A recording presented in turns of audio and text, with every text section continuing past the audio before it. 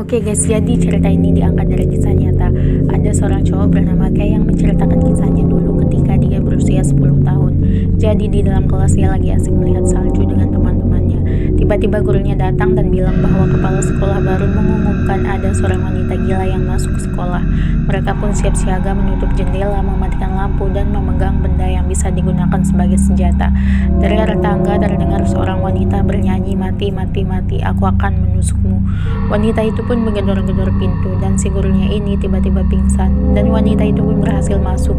Dia mempunyai senyum yang sangat mengerikan. Hampir semua anak pun menangis. Dia berhasil melukai paha si Kai. Namun untungnya teman ceweknya berani melawan. Si Kai ini pun akhirnya pingsan. Dan saat ini mereka sudah ada di rumah sakit bersama dua teman ceweknya. Dan wanita gila itu telah ditangkap polisi dan dijatuhi hukuman 30 tahun.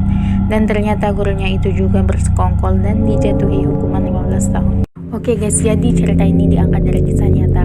Ada seorang cowok bernama Kay yang menceritakan kisahnya dulu ketika dia berusia 10 tahun.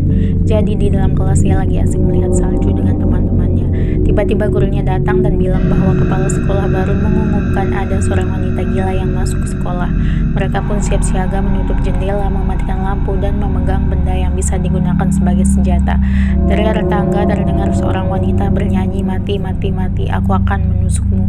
Wanita itu pun menggedor-gedor pintu dan si gurunya ini tiba-tiba pingsan dan wanita itu pun berhasil masuk.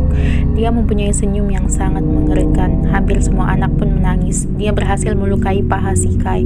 Namun untungnya teman ceweknya berani melawan. Si Kai ini pun akhirnya pingsan. Dan saat ini mereka sudah ada di rumah sakit bersama dua teman ceweknya. Dan wanita gila itu telah ditangkap polisi dan dijatuhi hukuman 30 tahun.